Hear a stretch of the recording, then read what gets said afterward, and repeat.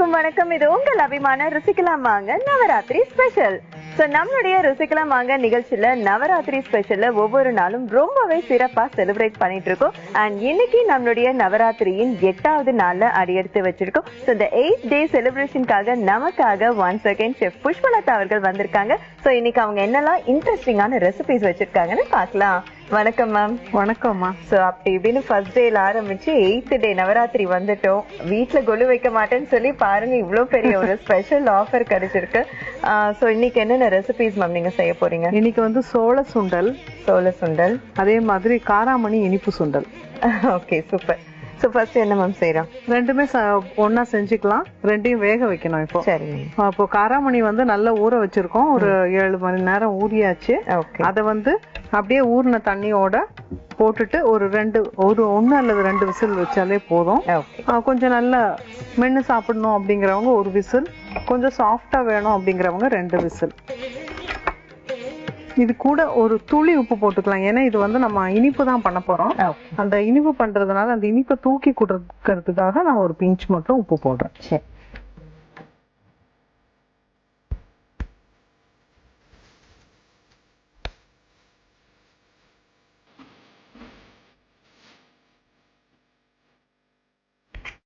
இப்போ வந்து சோள சுண்டல் இது வந்து அநேகமா யாரும் சாப்பிட்டுருக்க மாட்டாங்க.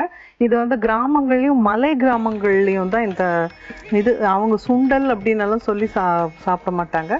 இது சும்மா வேக வச்சு சாப்பிடுவாங்க. அந்த ஒரு இதுதான் இந்த வெள்ளை சோளம். சும்மா இது காட்டுல அப்படியே மானாவாரி பயிரா போடுறது தான். வெள்ளை சோளமும் இருக்கு, சிகப்பு சோளமும் இருக்கு. இது மேல அப்படியே சிகப்பு கோட்டிங் ஒண்ணு இருக்கும் லைட்டா, அதுவும் இருக்கு. நம்ம இப்போ வெள்ளை சோளம் எடுத்திருக்கோம். இந்த வெள்ளை சோளத்தை ஊற வச்சீங்கன்னா ஒரு 2 விசில் விட்டாலே போதும்.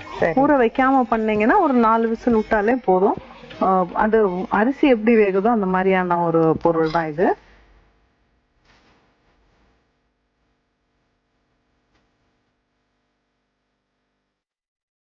இதுக்கும் கொஞ்சமா உப்பு சேர்த்துக்கலாம்.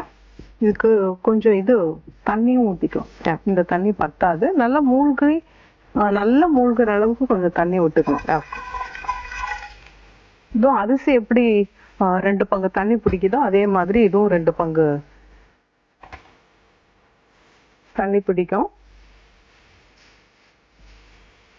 இந்த மாதிரி இன்கிரிடியன்ட்லாம் நீங்க மெனக்கெடுத்து அதை எடுத்துக்கிறீங்களே, எடுக்கிறது மட்டும் இல்லாம அது சுவையா ரெடி எப்படி வந்து செய்யலாம் அப்படின்றதையும் யோசிக்கிறீங்க. இது யோசிக்கிறது இல்ல. நான் இப்போ ஊருக்கெல்லாம் போகும்போது அங்க இருக்கிற பெரியவங்க யாருக்கிட்டையாவது அந்த காலத்துல என்ன சாப்பிடுவீங்க அந்த மாதிரி எல்லாம் கேட்டு தெரிஞ்சுக்குவேன். நான் இந்த மாதிரி தான் ஒரு ஊட்டி போகும்போது அந்த மலை சும்மா ரெஸ்ட் எடுக்கிறதுக்காக ஒரு இடத்துல இறங்கினோம். அங்க இருக்கிறவங்க ஒருத்தங்க கிட்ட ஒரு குடுகுடு பாட்டி இருந்தாங்க. அவங்க கிட்ட அந்த மாதிரி கேட்டேன். நம்ம அதாவது அந்த பார்டர்லயே இருக்கிறவங்க அது கேட்டப்போ அவங்க சொல்லுவாங்க, என்னத்த இதெல்லாம் வச்சு வேக வச்சு சாப்பிடுவோம் அப்படின்னாங்க. நான் அதை இன்னைக்கு சுண்டலா மாத்திட்டேன். அவங்க அப்படி அசால்ட்டா சொன்னதை நீங்க ஒரு மெயின் ரெசிபி ஆக்கிட்டீங்க. ஆமா. இத வந்து அவங்க நல்லா வேக வச்சு சோறுன்னு சாப்பிடுவாங்க. ஓ, ஓகே. இது நம்ம அரிசி மாதிரிதான். அது அப்படியே நல்லா வேக வைக்க அது விரிஞ்சு வளர்ந்துரும். அது மாதிரி அவங்க சோறுன்னு சாப்பிடுவாங்களாம். அந்த இதை நான் இப்போ வந்து சுண்டலா ஆக்கிட்டு இருக்கேன்.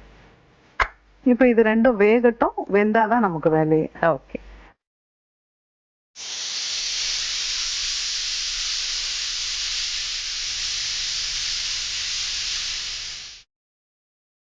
மேம், நம்ம ஸ்டீம் அடங்கியிருக்கான்னு பார்க்கலாமா? அடங்கிடுச்சு. இதை எடுத்து நம்ம வடிச்சுக்கலாம். காராமணி நல்லா ஊற வச்ச காராமணி 2 விசில் மட்டும் வச்சிருக்கோம்.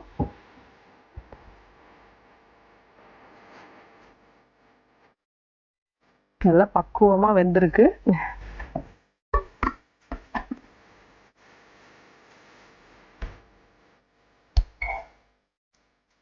மேம், இப்ப காராமணியை நீங்க வந்து தண்ணி எல்லாம் வடிச்சு வச்சிட்டீங்க. இது தயார் பண்ண ஆரம்பிக்கலாமா? தயார் பண்ணிடலாம்.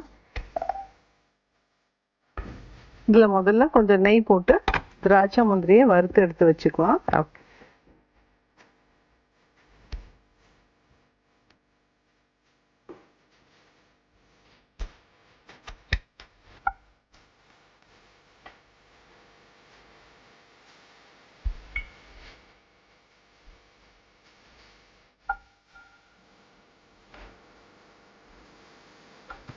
இந்த திராட்சை முந்திரி அப்படிங்கறது வந்து எல்லா ஸ்வீட்டுக்கும் போட்டா ஒரு வாசனையும் அது சத்தும் கூடுதலா கிடைக்கும் அப்படிங்கறதுனால எல்லாத்துலயும் போடுறோம். அது நிறைய குழந்தைங்க வந்து அந்த வறுத்த முந்திரி இருக்கு இல்லையா, அதை தனியா எடுத்து சாப்பிடறதுக்கு விரும்புவாங்க.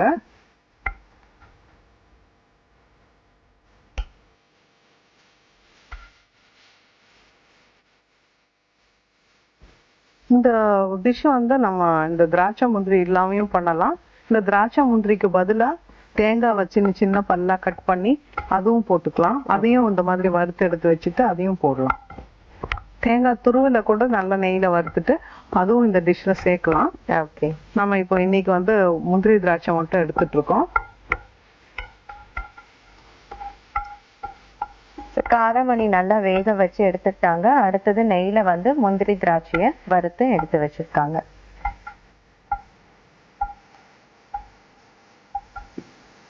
இதே இதுல வெல்லத்தை போடலாம்.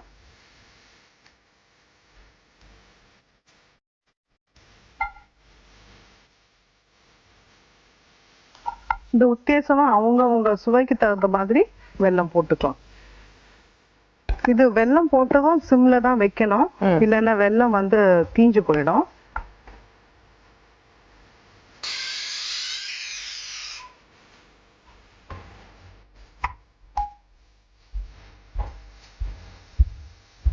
இந்த மாதிரி வெல்லம் உருகிடுச்சு.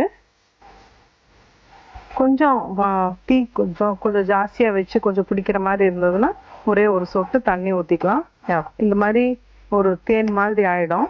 இந்த மாதிரி ஆனதுக்கு அப்புறமா இதுல வந்து நீங்க வறுத்து வச்சிருக்கிற முந்திரி திராட்சை, இந்த காராமணி கூட நிறைய வாயு இருக்கிற ஒரு பண்டம் தான், அதனால நிறைய ஒரு 1/2 டீஸ்பூன் அளவுக்கு இது போட்டுக்கோங்க, சுக்கு பொடி, ஏலக்காய் பொடி.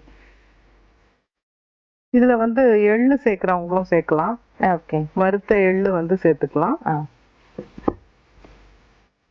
சுக்குத்தூள், ஏலக்காய் தூள் போட்டு நல்லா கலந்து விட்டுட்டு அதுல இதுல வேக வச்சிருக்கிற இந்த காராமணியை எடுத்து கொட்டிடலாம்.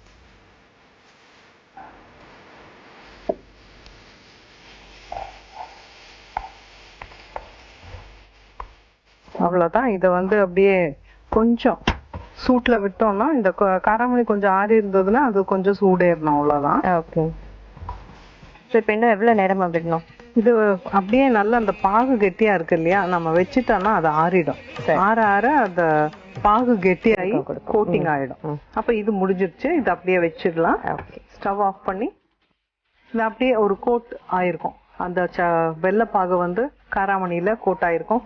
அது கூட நம்ம இந்த சுக்கு, ஏலக்காய் எல்லாம் போட்டிருக்கோம்ல, நல்ல ஏதோ ஒரு வறுத்த கடலையில எல்லாம் போட்டு சாப்பிட்ட மாதிரி நல்லா இருக்கும். இப்ப அடுத்து இது சோளம் என்ன ஆச்சு அப்படிங்கறத பாக்கலாம்.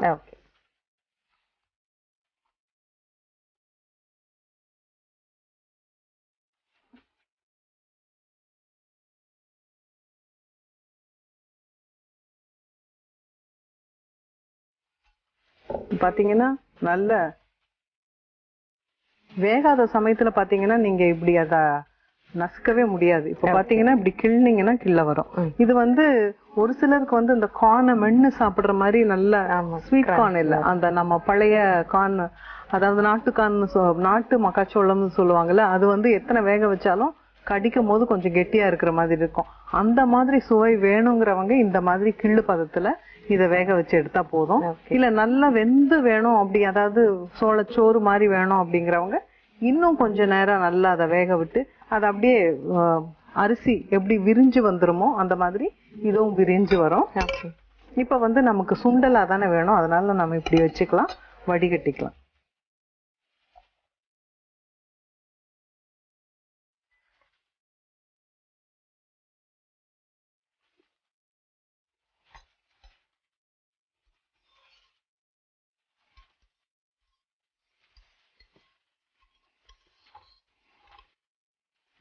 இப்ப சோளத்தை நல்லா வேக வச்சு எடுத்து வச்சிருக்கோம். இது ஒரு விருப்பம். இப்போ வந்து பழைய அந்த நாட்டுக்கான் சாப்பிட்டு பழகினவங்க இந்த பதத்துலதான் சாப்பிடணும்னு விரும்புவாங்க. இதுவும் அந்த நாட்டுக்கான் எப்படி உப்பு போட்டு வேக வச்சு சாப்பிடும் போது இருக்குமோ அதே மாதிரி டேஸ்ட் இருக்கும். இப்ப வந்து நம்ம இதை தாளிச்சுக்கலாம்.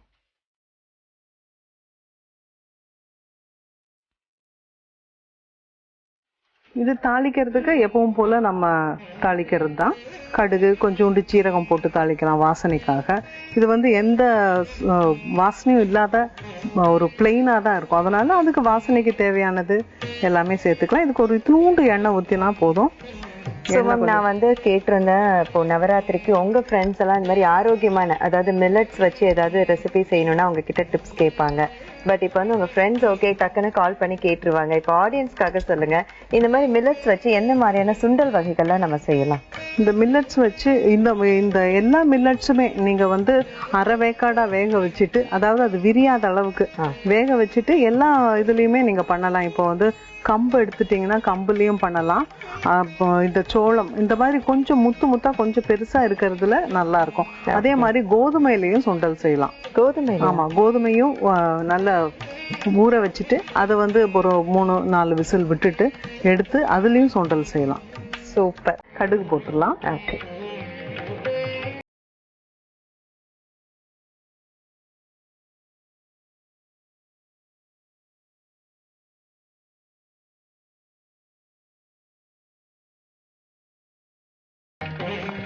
இப்போ சுண்டல்லாம் முழுக்க பருப்பு வகைகள், அதாவது அதுல இருக்கிறது புரோட்டீன். அது இந்த சோளத்துல என்ன இருக்கு அப்படின்னு சொல்லி கேட்பாங்க. சோளத்திலயும் புரதம் இருக்கு, புரோட்டீன் இருக்கு, நல்ல ஃபைபர் இருக்கு. இதெல்லாம் நமக்கு இன்னைக்கு வாழ்க்கை முறையில வந்து நம்ம ரொம்ப மறந்து போனது இந்த ஃபைபரை தான். ஃபைபர் இல்லாத மைதா அந்த மாதிரி எல்லாம் தான் சாப்பிட்டுட்டு இருக்கோம். ஆனா இது வந்து ஃபைபர் உள்ளது. அதனால இந்த நவராத்திரி சமயத்துல யாவது செஞ்சு சாப்பிடலாம், இல்லைன்னா எப்பவாவதாவது செஞ்சு சாப்பிடலாம். இந்த சோளத்துல எல்லாம் என்ன பண்றது அப்படின்னு தெரியாதவங்க இந்த மாதிரி சுண்டலா கூட வேக வச்சு சாப்பிடுவோம். ஓகே. டயட் இருக்கிறவங்களுக்கு இது ரொம்ப நல்லது. அதே மாதிரி சுகர் பேஷண்ட் அவங்களுக்கு எல்லாத்துக்குமே இது ரொம்ப நல்லது. ஓகே. கடுகு போட்டுட்டோம், கொஞ்சோண்டு சீரகம், சும்மா ஒரு பிஞ்ச் சீரகம் போட்டுக்கிறேன். அதுல வந்து பச்சை மிளகாவை கட் பண்ணி போட்டுக்கலாம்.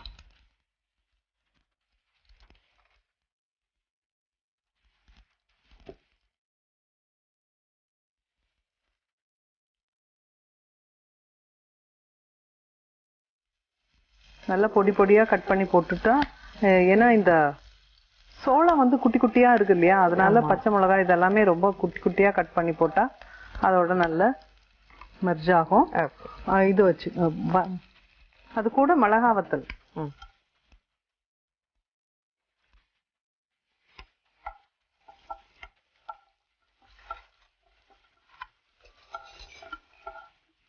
கருவேப்பிலை,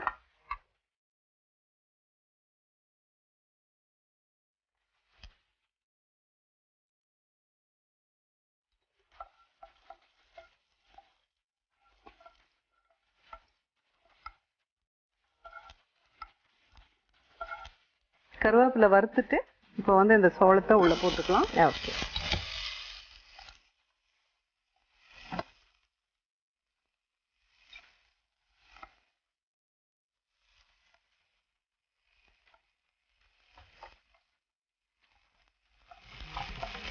பாக்குறதுக்கே அழகா இருக்கு. அந்த சோளம் முத்து முத்தா பாக்குறதுக்கு ரொம்ப அழகா இருக்கும். இது கூட தேங்காய் துருவல் வேணும்னாலும் போட்டுக்கலாம், கொத்தமல்லி போட்டுக்கலாம். ஆனா நான் எப்பவும் எனக்கு பிடிச்சது வந்து இது கூட கொஞ்சம் எலுமிச்சை சாறு புளிஞ்சு பரிமாறுவேன். இது வந்து நல்லா வேக வச்சுட்டு இந்த மாதிரி தாளிச்சுட்டு எலுமிச்சம்பழம் போட்டா அந்த எலுமிச்சை சாதம் மாதிரியே இருக்கும்.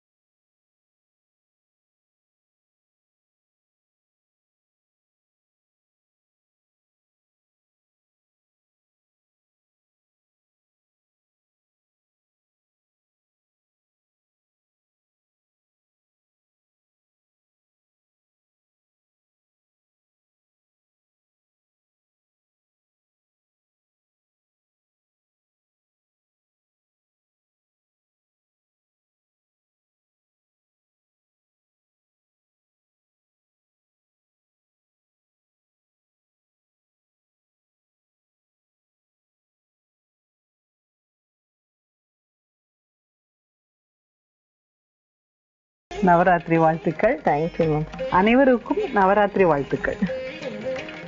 ஸோ ஒன்ஸ் அகெயின் இன்னும் உங்களை அழகா காட்டுறதுக்காக ஏஸ் சலூன் அண்ட் ஸ்பா வழங்கும் 2000 rupees gift voucher ma'am. Thank you so much. Thank you.